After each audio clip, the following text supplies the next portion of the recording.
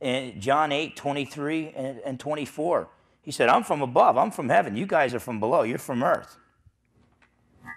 Unless you believe I am, ego eimi in the Greek. Now, let me tell you something.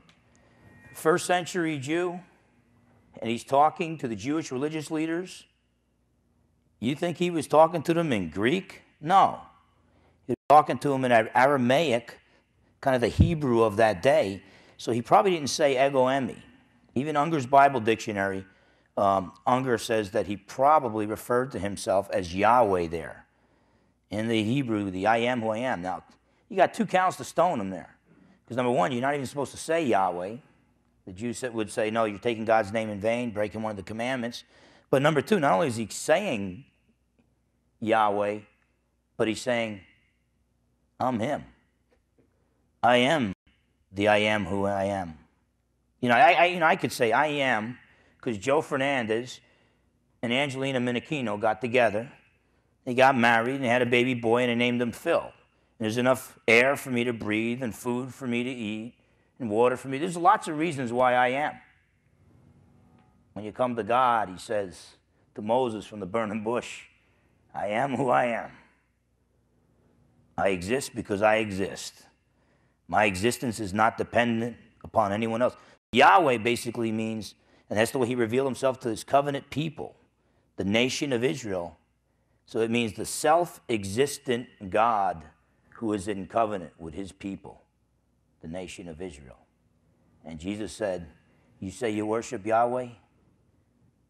I am he. And so they were like blown away. They were like, what in the world are you talking about? So he explained himself. So if they were confused about this, he could break it down for them. But in verses 58 and 59, did he move away from that claim? No. He said, before Abraham was born, not I was, but I am. They understood him. He picked up stones to stone. Give me a show of hands. How many people think Jesus was a great communicator? Okay? Great communicator. How many think he was the greatest communicator who ever lived? Most people on the planet would probably say that Jesus was either the greatest communicator who ever lived or at least one of the greatest communicators who ever lived. Okay? Let me tell you something. If Jesus did not claim to be God, he was not a great communicator. He's probably the worst communicator who ever existed. I do a lot of teaching. If nobody understands what I'm saying, they're not going to say, hey, he's a great teacher, bring him back. Okay? If you can't understand what a guy's talking about and the guy's rambling on, that's not a great communicator. If Jesus is a great communicator, but he did not claim to be God, then why did they nail him to a cross of wood? Okay? Anybody who denies the deity of Christ, in the end, has a hard time explaining why they killed him. Okay? So again, he's claiming to be Yahweh. John chapter 10, verse 30 says, I and the Father are one. I am equal to the Father.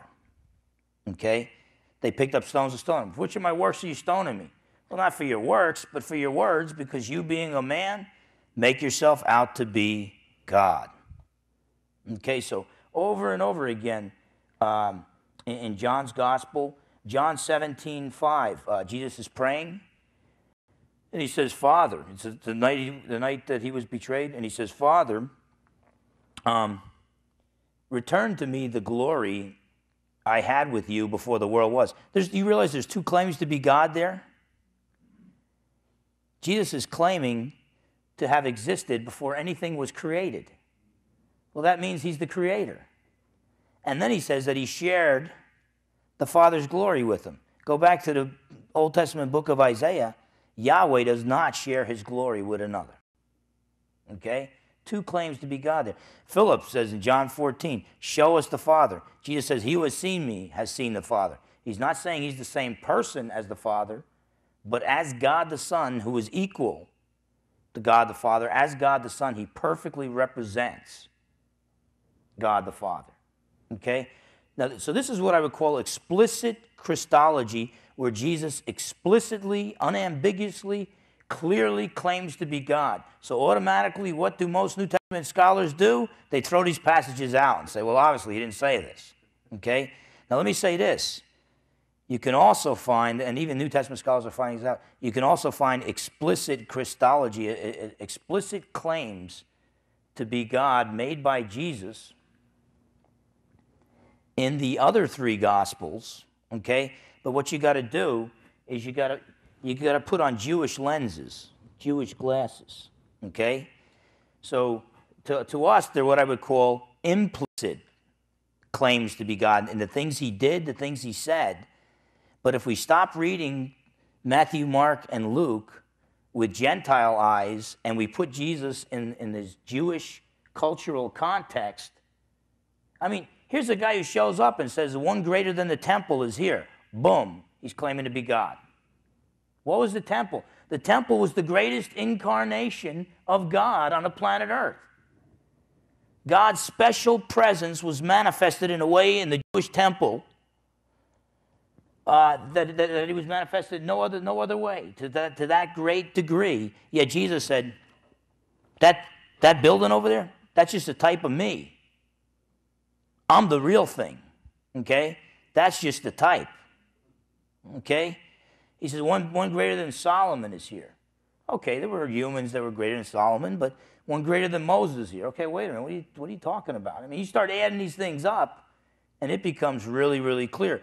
So we're going to be looking at that in just a minute, but let me just take it a little. So basically, what New Testament critics like to do, they like to throw out the Gospel of John. Wasn't written until between 90 and 110 A.D., they say, even though you got James Charlesworth, the New Testament scholar, who is not an evangelical, okay?